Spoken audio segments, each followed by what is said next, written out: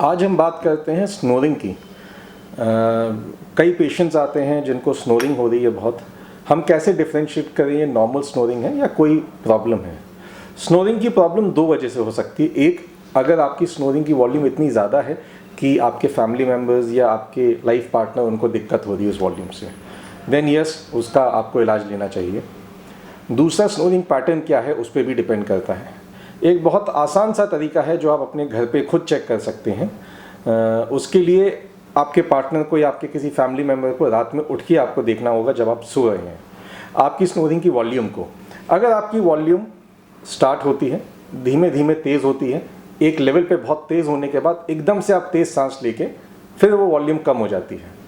इस तरीके से अगर कम ज़्यादा हो रही है वॉल्यूम तो वो एक डिजीज़ है मेरे हिसाब से, जिसको हम स्लीप एपनिया सिंड्रोम बोलते हैं। एंड उसका फिर you should always get it checked. उसका आपको जांच होनी चाहिए उसकी, क्योंकि उसके कई साइड इफ़ेक्ट्स होते हैं।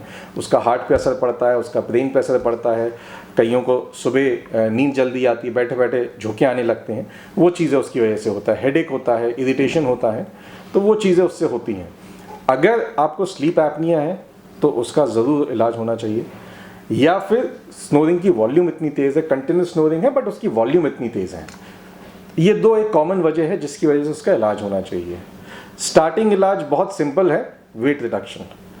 होता ये मोस्टली मोटापे की वजह से है। जब चर्बी जो अपन बाहर बोलते इकट्ठी हो गई, वो अंदर सांस की नली में भी इकट्ठी हो गई, जिसकी वजह से ये होता है। तो इलाज उसका बहुत सिंपल है, वेट रिडक्शन। लेकिन उतना भी सिंपल नहीं है क्योंकि वेट रिडक्शन हो नहीं पाता है।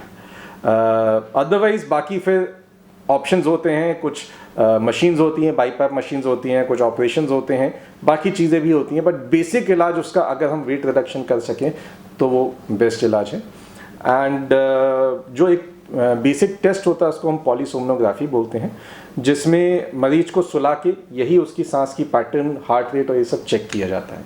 लेकिन अगर आप घर पे भी देखना चाहें तो एक बहुत बेसिक तरीका जो मैंने बताया, कोई आपका सिर्फ स्नोरिंग की वॉल्यूम को देखे।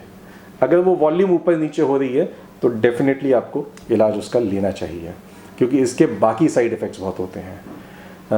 अगर हम एक बहुत अलग चीज़ से है, अगर हम बहुत हेल्दी लाइफस्टाइल पे हैं, हमारा वेट अगर हम ओवरवेट नहीं है तो 90% ये स्लीप एपनिया में जाते ही नहीं हैं।